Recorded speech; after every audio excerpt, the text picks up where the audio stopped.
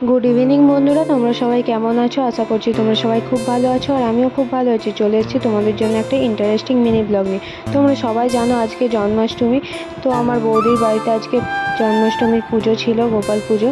তো গিয়ে দেখলাম বৌদির কিছু কিছু রান্না খুব প্রায় কমপ্লিট। এদিকে শাক ভাজা হচ্ছিলো, আমি তখন গিয়ে একটা ভিডিও ক্লিপ নিলাম। তো তারপর দেখো এখানে আমার বৌদিকেও দেখিয়ে দিলাম, আমার বৌদি শাক ভাজছিল, আমি ভিডিও করছিলাম।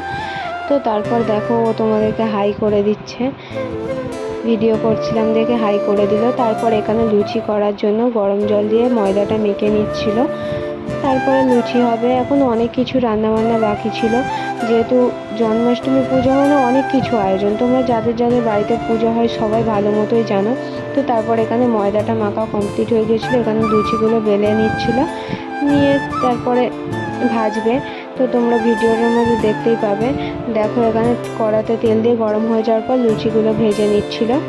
লুচিগুলো বেশ ভালো ফুলছিল, যেহেতু জন্মাষ্টমী পূজা গোপালের আশীর্বাদ ছিল, যার জন্য সব কিছু ভালো মতোই হয়ে গেছে। লুচিগুলো হয়ে যাওয়ার পর আমি আর কোনো ক্লিপ নিইনি। তারপর এখানে তালপুরুলি করছিল, সেটা একটা ক্লিপ নিয়েছিলাম। ওটা হয়ে যাওয়ার পরে এখানে ভাজা পিঠে করার জন্য গোল্লা বানিয়ে নিচ্ছিল দেখো।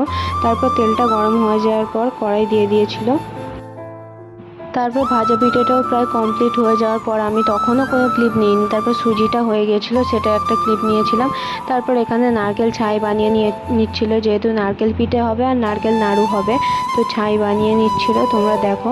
তারপর এখানে নারকেল নাড়ু করতে গিয়ে ওর হাতে খুব গরম লেগেছে, দেখো হাত থেকে রেখেও দিল। তারপরে নারকেল নাড়ু এদিকে করছিল। তারপর নারকেল নাড়ু করা প্রায় কমপ্লিট হয়ে যাওয়ার পরে এখানে নারকেল পিঠে করে নেওয়ার জন্য একটা ডো বানিয়ে নিচ্ছিল, তোমরা সবাই জানো। তারপরে এখানে নারকেল পিঠে বানানোর জন্য ডোটা হয়ে যাওয়ার পরে নারকেল পিঠেটাও তৈরি করে নিয়েছিল, এবার শুধু ওটা ভাপাতে দেওয়ার অপেক্ষা। তারপর এখানেও করছিল, দেখো কিভাবে করে, তোমরা তো সবাই জানো, তাও দেখো যারা জানো না, ভিডিওটার মধ্যে পুরোটাই দেখতে পাবে। তারপর এখানে নারকেল পিঠেটা করে নেওয়ার পর পায়েসের জন্য দুধ এনে রেখেছিল, পায়েসটা করবে এবার। তো দুধটা এখানে রাখা ছিল, দেখো আমুলের দুধ ছিল।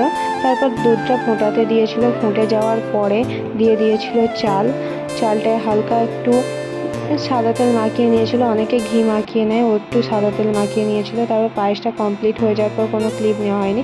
তারপর এখানে খিচুড়ির জন্য ডালটা ভাজতে দিয়ে দেওয়া হয়েছিল, এখানে মুগের ডালটা ভাজা হচ্ছিল। তারপরে ভাজা হয়ে যাওয়ার পরে এখানে হাঁড়িতে তুলে দেওয়া হলো। ডালটা তুলে দেওয়ার পর যখন একটু জলটা ফুটে এলো তখন চালটা তুলে দিচ্ছিল, দেখো চালটা তুলে দিল খিচুড়ির জন্য।